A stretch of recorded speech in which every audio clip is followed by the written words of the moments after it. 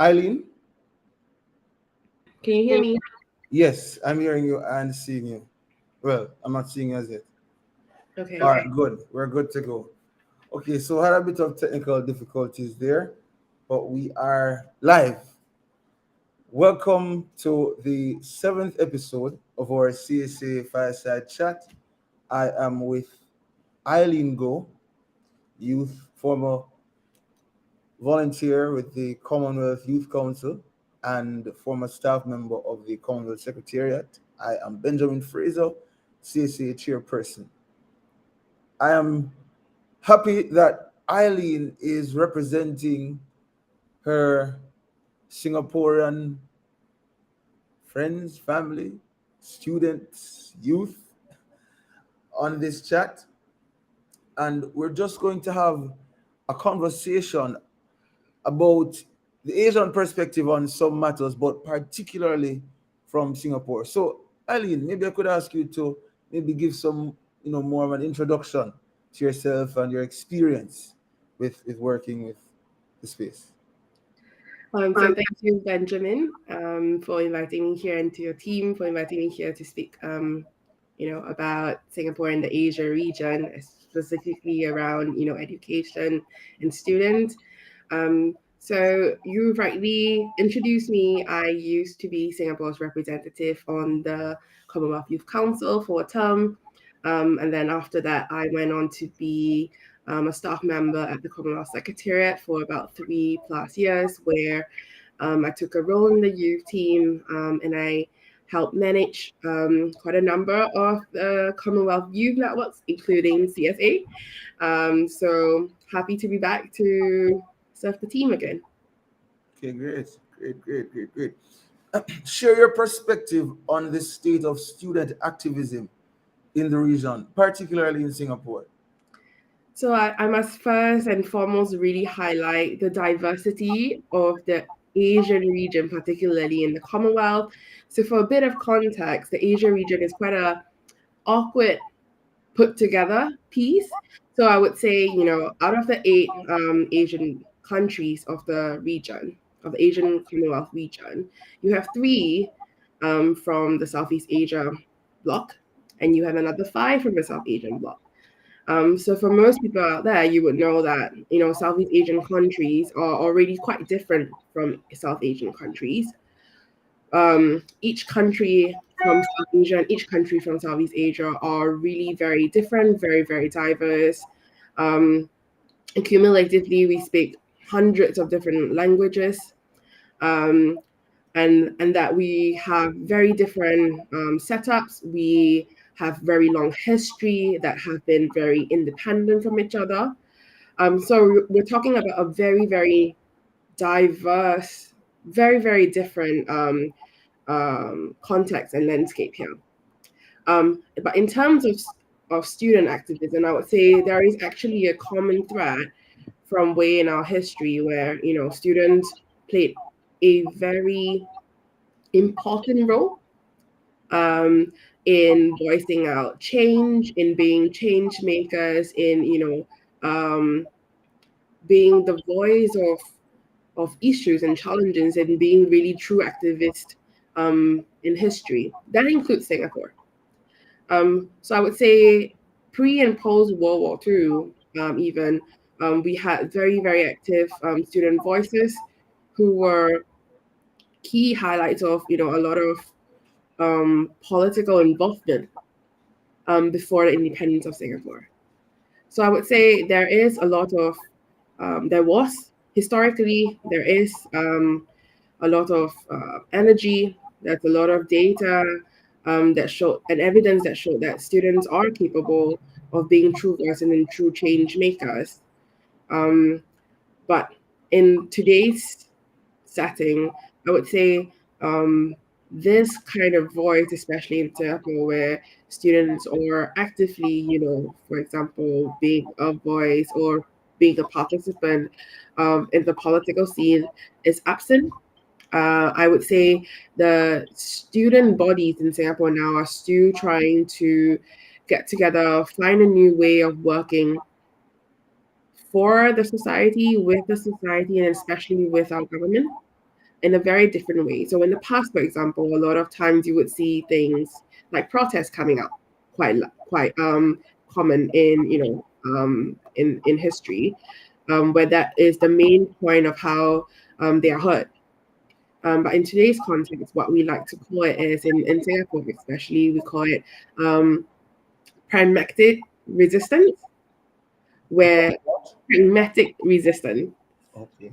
Right. So in Singapore, we do like to call ourselves as a very pragmatic bunch, a very pragmatic society. So as student voices do want to be louder again and be more relevant again and be more active in voicing out, what is happening on the ground, what are some of their thoughts, for example, in climate change. What they have done is they want to voice out and want to come up with some kind of challenge to what the current government is saying, right? But at the same time, there are so many laws and legislation that has been put in place after independence that doesn't allow things like protest anymore or gathering of a large group of people.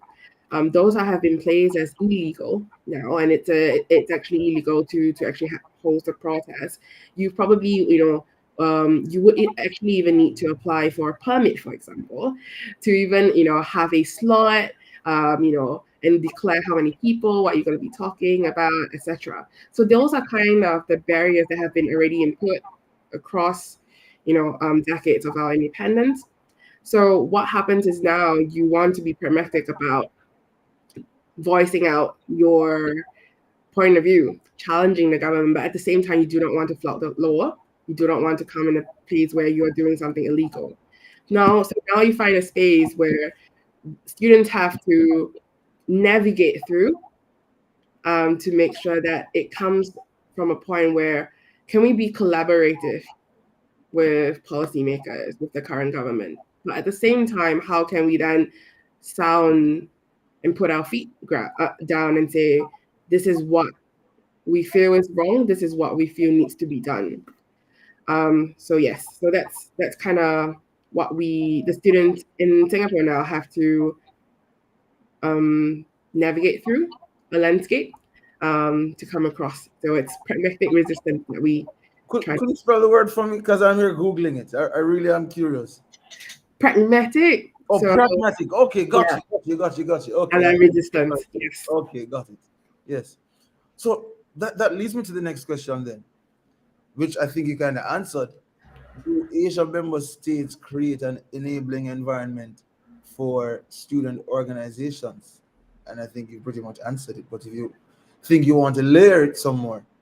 Yeah, I think if you were to understand the history, of course, I'm without trying to oversimplify things. Yes.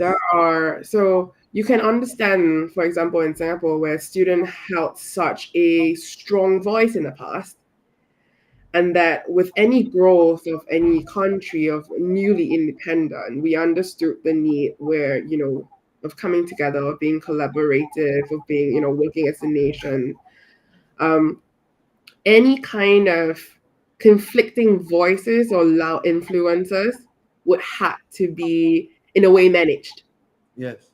Of course, different countries manage it different ways, but I do see that when it comes to managing student voices, a lot of the final decisions were to silence them, or all the way on the other hand of the spectrum is to ensure that if a student body were to be set up, it would be set up to a political party's advantage or within the political party's control,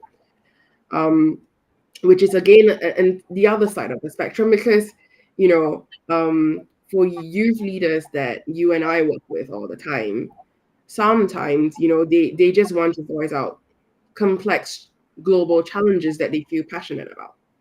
Doesn't mean that they are set on which party they would like to join and sort of decide where their political career even begins or ends, at an age where all you want to do is really just to be very passionate about, certain wrongs that you're seeing.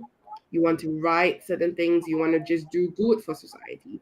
So I would feel the landscape is very, very difficult. I think the world and history have shown and proven that students can be such a loud and strong voice and power, that it can stem fear. It can stem, as problematic to Yeah. many Yes, people in power. yes, yes. So then, how should the CSA package itself? How should it communicate? What should the messaging be in the region? Sometimes I do feel that we're trying to force our way in. I really don't like that feeling.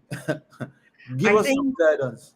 I think we started off this conversation by setting a tone of first having an awareness, a true awareness of the diversity of this entire of the Commonwealth of the Asia region. Yes. And I think it's very difficult until you really have representation from the ground. And without understanding or having the awareness or appreciation of the diversity on the ground, it is then very difficult to then be relevant. I think that is one key thing that we all, or any organization or any network or any organization who wants to do good or have beneficiaries who are in the grassroots level really need to first achieve is, how are you going to make sure that everything you do, who you are and what you are, will resonate to the people who you want to serve or you're saying that you're serving. How then can you be of value and relevance to them? And I think the first thing is I know it's very difficult for any one executive team or leadership to divide yourselves into all the different parts. Like, I can't expect you, for example, to have visited all 56 countries of the Commonwealth. And therefore we need to work with the grassroots. And I think it comes from another point of view, whereby how can we then ensure or create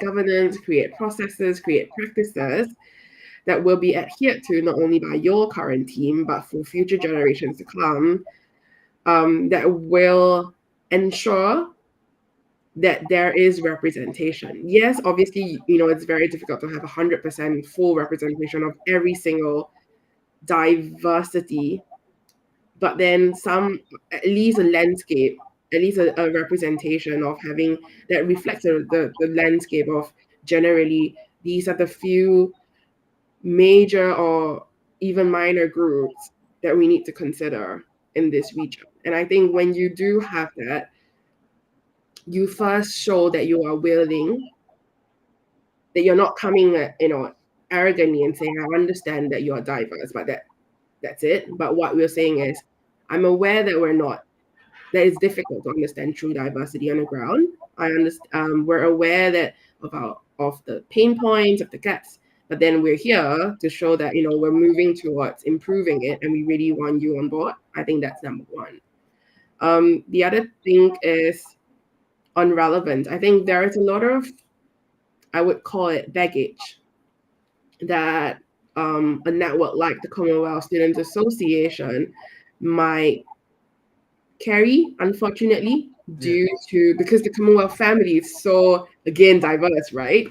And there's so much history, things like colonialism, things like elitism, even when leadership is not particularly white, for example, you sense that these people don't understand what I'm saying, right? You sense that, like, wait a minute, you don't look like what history is telling us that is colonialism or elitism, but at the same time, just because you're speaking English, Yes.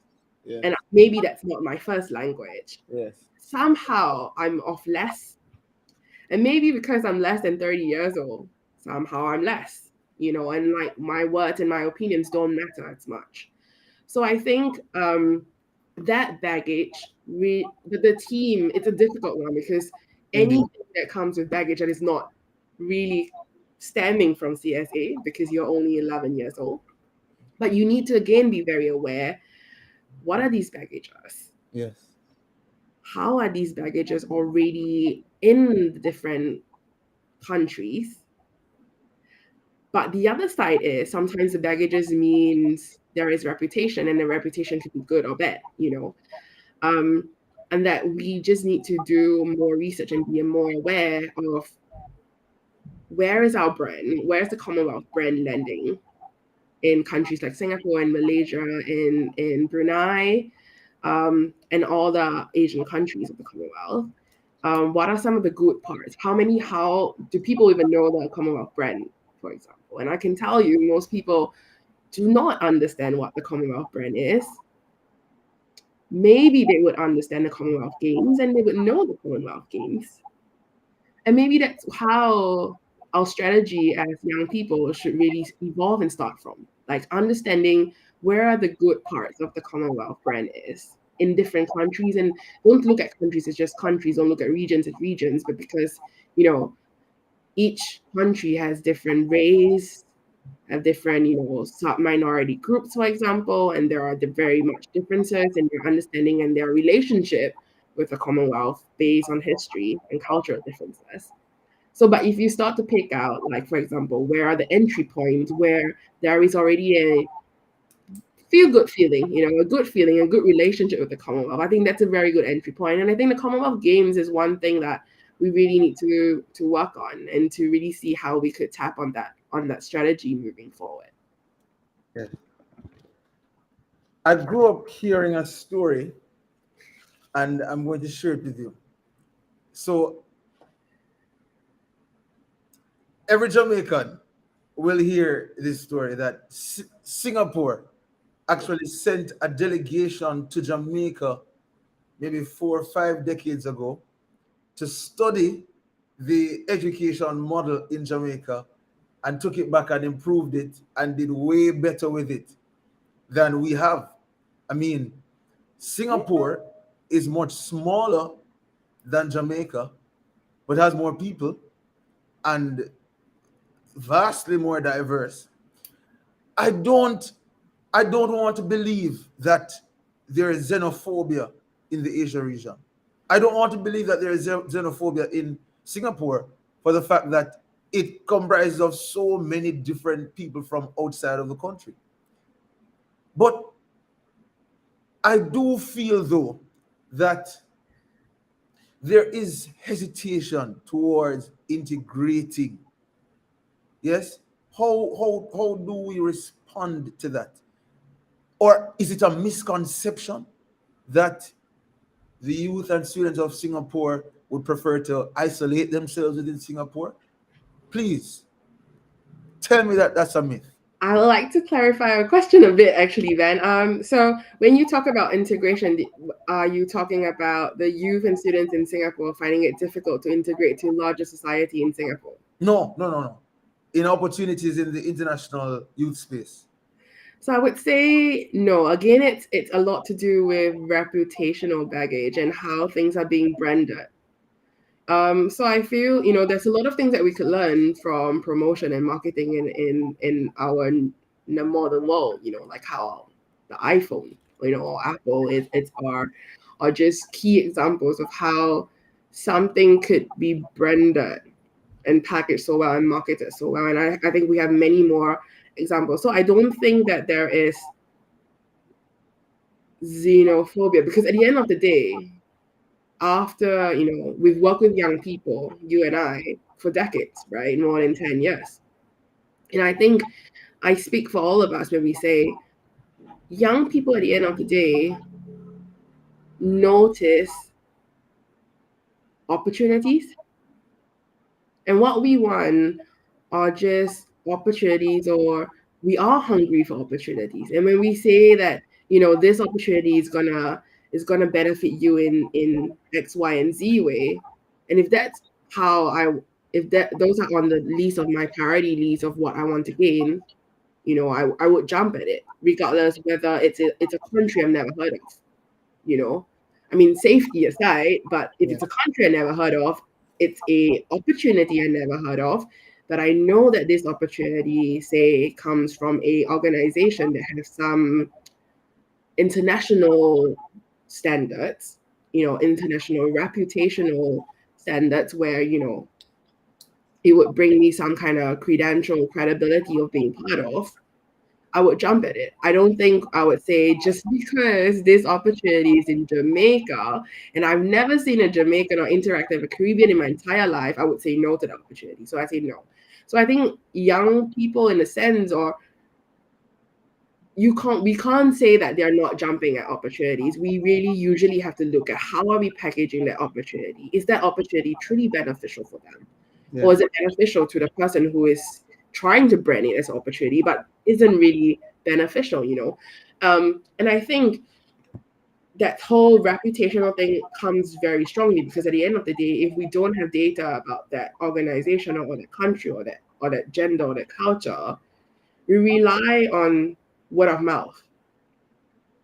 And which is why I keep bringing it back that things like baggage and reputational baggage have to be solved and have to be creatively solved. Yes. By creating your own identity, your own brand, so that people will start trusting you. You have like a credibility, index or whatsoever, transparency and everything else. Precisely because if the only thing that would, I think, let a young person not take up an opportunity if it is not safe and it would bring them this benefits. And I think that's where the risk is. I appreciate that.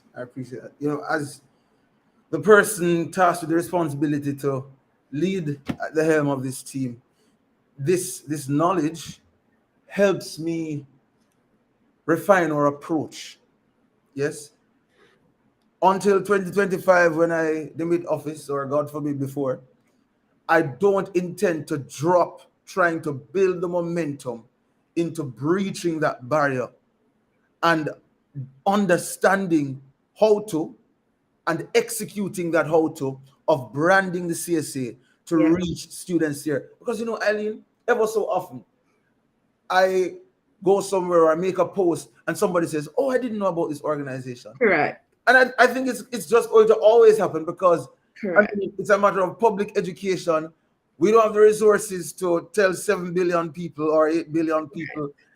People will, over time, by our work, come to know who we are. Yes.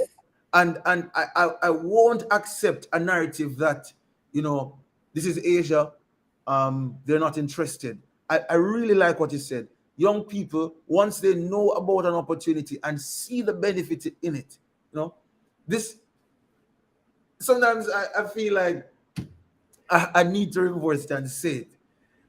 The CSA is student-led. Yeah. It's young people, right?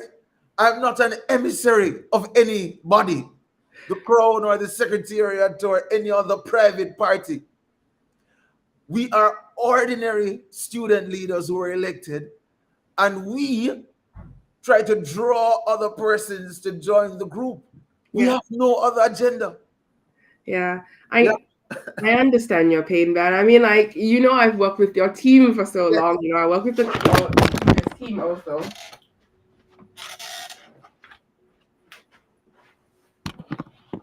Apologies, my laptop fell. Oh, I hope it's okay. Give me 1 second. Okay. I think it got a burst of my energy just now. Oh, this is hilarious. But no, I think what I was trying to say was I've worked with your team for so long. I've been a volunteer myself. Your previous chairman, Dr. Maisha, was also, a primary school friend of mine. And I think we joined all as volunteers, and I from being a staff, I've seen things, quite differently. And I think it's difficult to say this, but I feel it's always a dilemma for us young people. When you say that you're elected team, for example, and I know that election gives us as young people the credibility that we need, for example. But then again comes this baggage we are not intended to receive or inherit, because student bodies on the ground, for example, are not set up by students sometimes, are set up by government sometimes. And then those kind of baggage, I can't find a better word, I'm sorry. You're spot on. Yeah, Tactful way you can say it. and so you inherit all these things.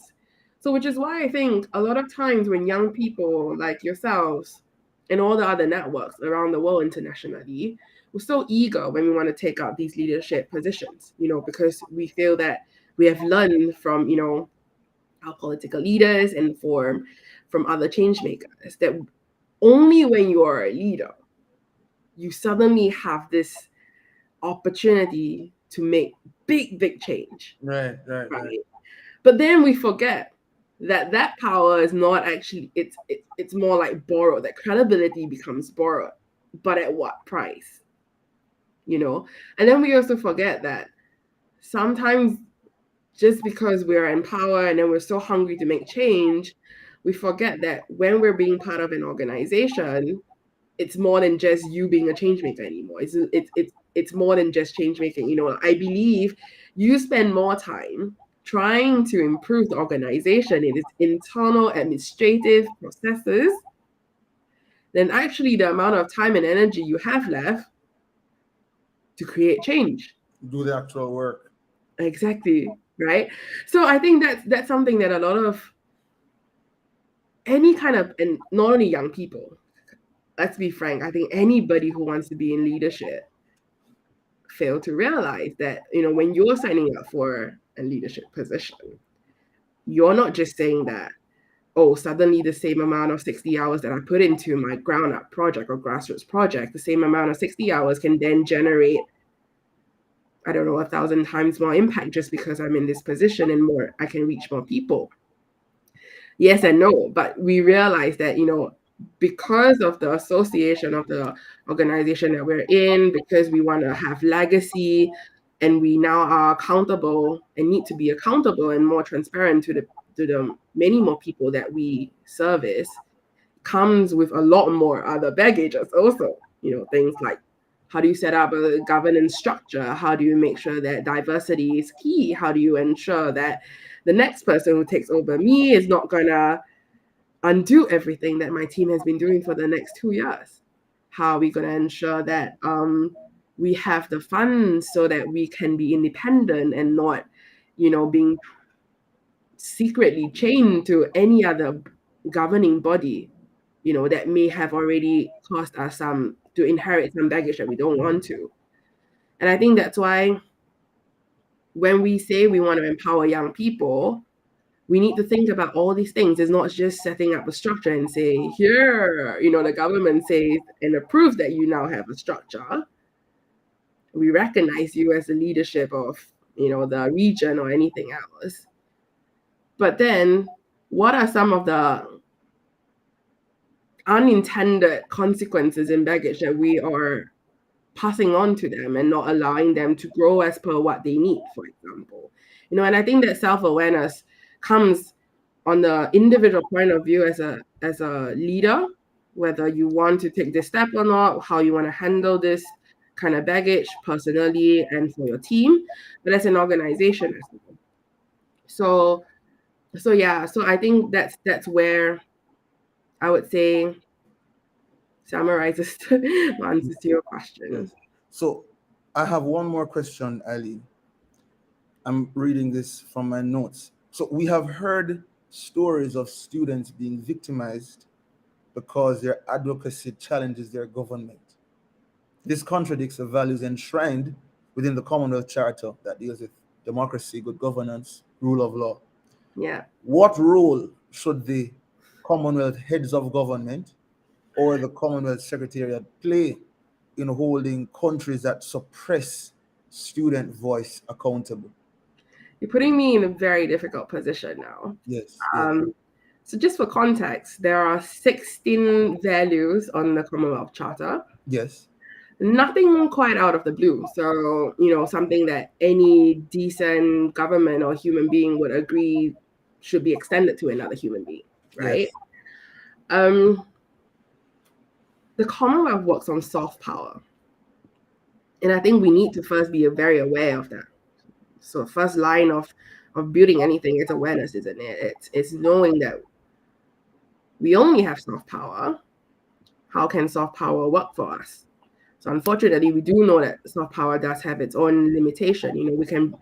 So when we work at the Secretariat, we always say there are a few things that or the staff or at the Secretariat, we always repeat. Number one, we're diverse. Diversity is number one.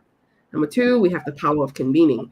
So yes, I think soft power. We need to first understand that the Commonwealth works on soft power, but then how does this soft power works? Yes, we can convene, but how much can that convening play?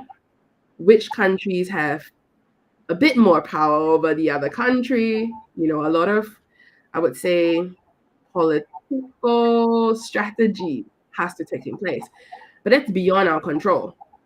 What I like to always do when working with young people is saying that, yes, we could easily sit back and say these are things out of our control and can't do.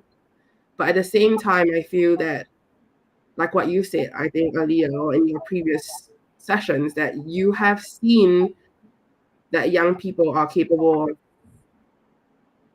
influencing change, at least within their community and within their social circle.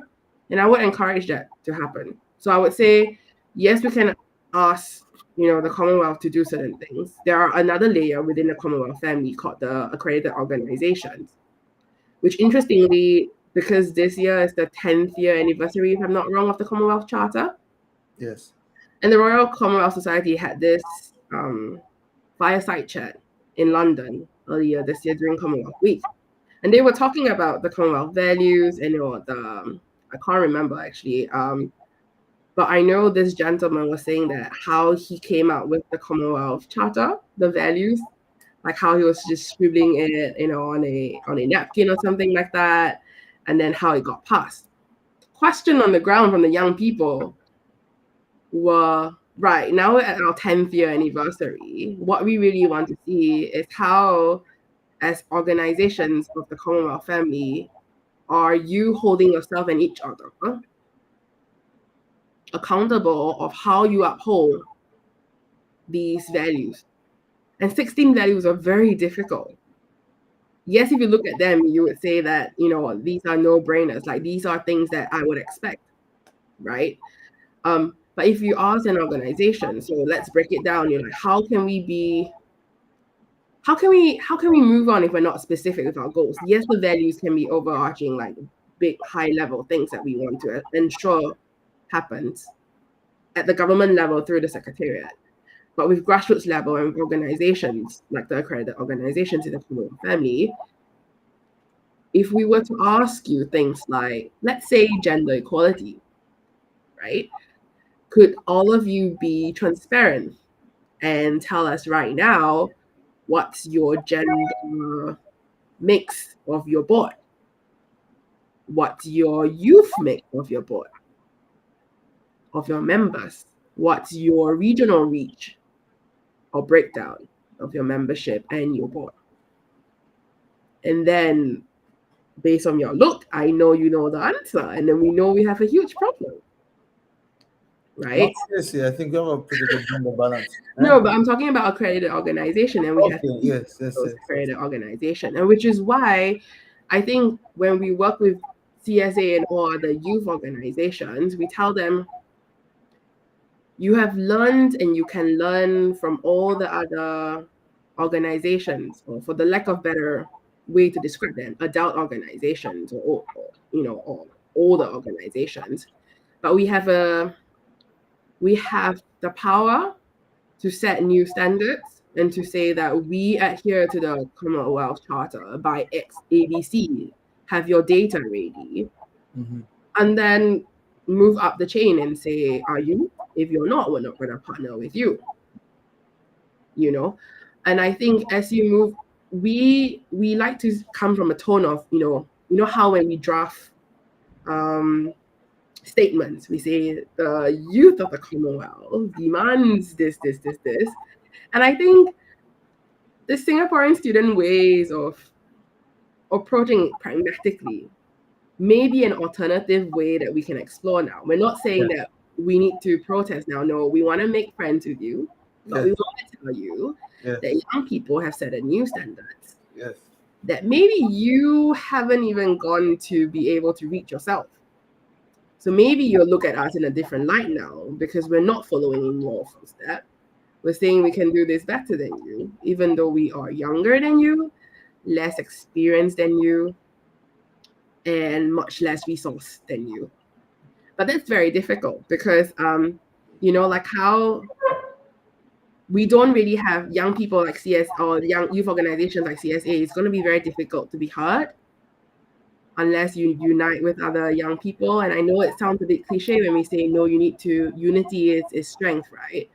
But I think at this point, and in the Commonwealth family, I think that's a pain point that we see quite starkingly also, where organizations within the Commonwealth family are not really working together in synergy to have that whole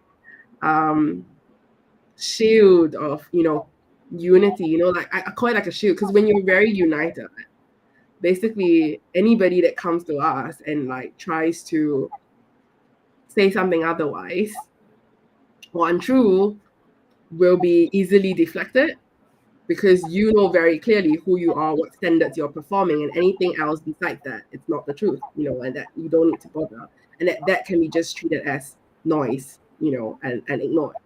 So I think as young people, it's very difficult, because I think from examples we know that as young people we can be influenced and then can be quite easily influenced by people already with power, but that doesn't mean that that's the way we want to get power or receive power or inherit power and achieve power also. And I think it's very difficult because we're always talking about discipline, right? Doing things the right way, it's very difficult. And I think you can only do that if you have a good enough, if you build a good enough ecosystem where you're saying that I'm going to clean up my house. For example, CSA, I'm going to clean up my house, which I know you're doing and trying very hard to do. I'm going to clean up my house. These are our values. If you don't show that you uphold these values, I'm sorry, but you have to go out. So you need to clean your inner house first. Then you look for partners that only adhere to these values. It doesn't have to be the 16 Commonwealth values, because I know 16 can be a lot, but there are a few ground scenarios, like things like safety, safeguarding, how you treat young people. Do you really respect young people? Is it just for talk, or do you have real data? Things like asking, like how you ask your student organizations before you admit them into membership. Things like evidence of election, whether there is democratically, is it student-led? But you can go on and ask them things like gender racial, age racial, diversity, ethnic groups, culture, or whatever. All these data will then help you make a better decision. And then you expand, and then after that, you can also work with other Commonwealth, organizations or international organizations. But the difficult thing is really to ensure that you uphold your own values. But then the next stage will then be, once you know you're confident of doing that, then the next stage would be to communicate that is your ethos, that this is my brand, this is the CSA brand, this is the way CSA is going to do, we're proud to be like that. We are stubborn that way, but we're stubborn because this is good and this is the right thing to do. And I think that promotion comes in second, and it's about consistency of that promotion. It's very difficult, again, I know, because youth leaders like yourself and your executive members of the CSA do rely on other organizations like the Secretariat to provide you with opportunities like attending high-level, meetings and stuff like that. But when you do want to promote it on your social media and your platform, there is a necessity to repackage it, rebrand it in a way that aligns with your values. Because if you know that people on the ground are already like suspicious, is this colonialism 2.0? Is this elitism 2.0? You know what I mean? Like, are these people only there because they're elite? Because they don't know you, they don't know your team personally. It's inevitable that these kind of inherited baggage may trickle, and for all we know, we don't. CSA is only 11 years old. I don't think we had the resources to also, hire a large PR agencies to say this is your brand, and ensure this is only what the world knows of you. So I think it's difficult, and which is why I think, Benjamin, are you there? But I'll just finish my point quickly. But this is why I feel that the marketing and promotion and branding actually comes as a very important play and function of any team that would like to reach the grassroots level. And I know it's very difficult because as we have been having a lot of difficulty trying to recruit young people and young professionals in the communication space to come volunteer.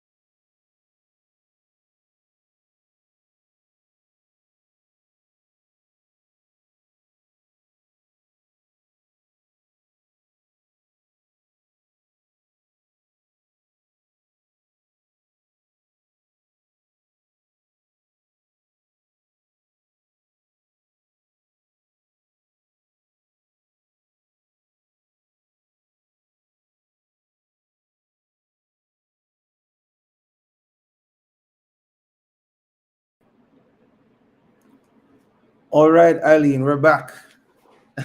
So, Welcome back. yes, because I had some technical difficulty just now. I think I could just finish off the Yeah, point of the last yeah, question. And yeah. I was saying that the first step obviously is internal, whatever you do internally, set it up, make sure it's solid, make sure it's something that you can hand on for many more successions to come. Yes. Second thing is, of course, how you promote it, how you are consistent in promoting it regularly, how you're making sure that the people who are reading everything or receiving on the receiving end of your promotion and marketing and communications fully is aligned to everything that you're saying you are in number one in step one. And therefore, that brings me to the point. I believe the Commonwealth family and the Commonwealth Secretariat really can provide and should provide the resources, if not providing those resources, connect you to people who can, organizations who can, to make sure to in true sense of empowerment in providing you the resources in order to be able to set this foundational structures up. So I think one of the things I said was communication has been very difficult because we don't have the resources, and I don't think it has been practiced of like what good PR is, international standards, commercial standards of PR is. And I think in the international development space, that's where we can grow a lot, whereby by learning all of this, what is good communication, what is solid communication, what is effective communication on the grander stand. And you think about it, international development needs this more than anybody else because our target audience is so huge, so diverse. And the more we need better quality communicators in branding and marketing. So I believe that is what that organizations or parent organizations who are setting up these student or youth organizations need to do. We need to provide you with the necessary resources for you to be able to develop and grow exponentially. Because our baselines are billions of people, a billion across the Commonwealth. We're hardly that.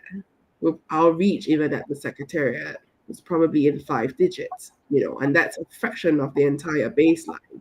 Indeed. So I believe that, that's where their attention really should be focused on. What are the key ingredients that we need to provide you guys and your organizations and youth organizations and student organizations in order for you guys to be able to say, to start a whole entire, almost like starting up a whole new company, isn't it? So that's I think that is one of the key things that I think they could do. Thank you so much, Eileen. This has been a very insightful conversation, despite the technical difficulties before and during our chat. We have prevailed. Yes. Yes, Till definitely. fireside chat, and I'm telling you, every time I talk with Eileen, I get ideas.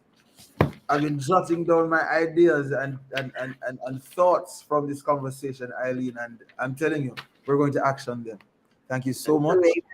Yeah. And to all our listeners 10 years from now who will pick this up, and 5 months from now when it will go viral, take care and walk good. All right. All right. Take care. Thank you.